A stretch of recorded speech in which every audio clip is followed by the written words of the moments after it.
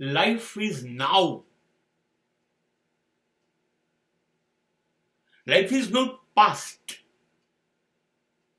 Life is not a future. જિંદગી અત્યારે છે, હાલમાં, આ પળ, વર્તમાનમાં.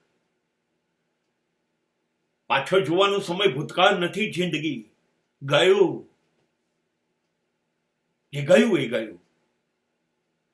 ભૂતકાળ એ જિંદગી નથી. તો ભવિષ્યકાળ જે આવતીકાલે આવવાનું છે, હવે, પછી, વોટ નેક્સ્ટ,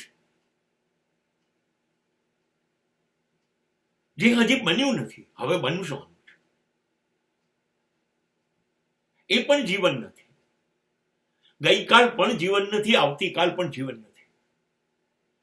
માનવી માટે ભૂતકાળ અને વર્તમાન કાળ ગણતરીમાં છે, વાતમાં લેવાય છે. ઈશ્વર માટે નહીં.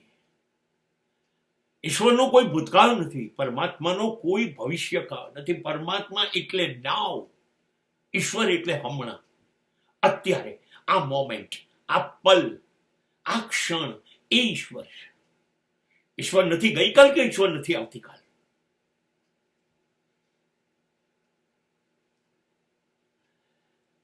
એ બધું માનવ માટે છે.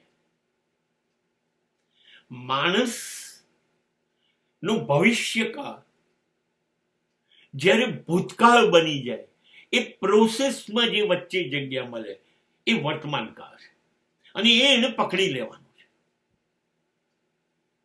આપણું ભવિષ્ય ભૂતકાળ તરફ જાય એ પહેલા પકડી લઈએ આપણે. એ વર્તમાનની ક્ષણો જ આપણી છે, એ જ આપણી જિંદગી છે.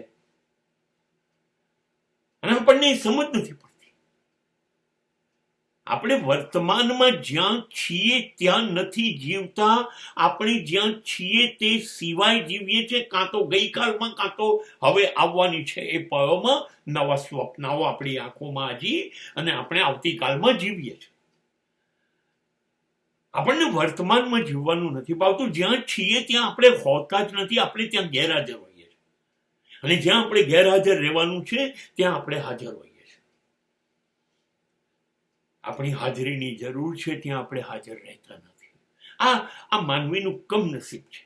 અને so we are missing our present.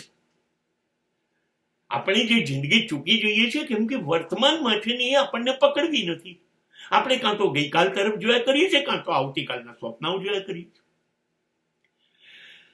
અને યાદ રાખો, ધર્મ, કુદરત, અસ્તિત્વ, પરમાત્મા, મોક્ષ,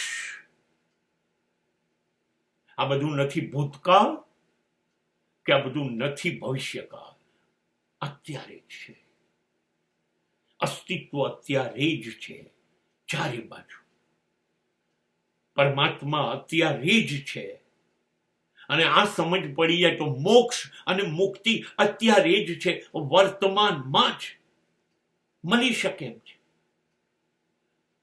અત્યારે જ અસ્તિત્વના આશીર્વાદ લઈને પરમાત્માના ખોળામાં બેસી જવાની સોનેરી તક છે. પણ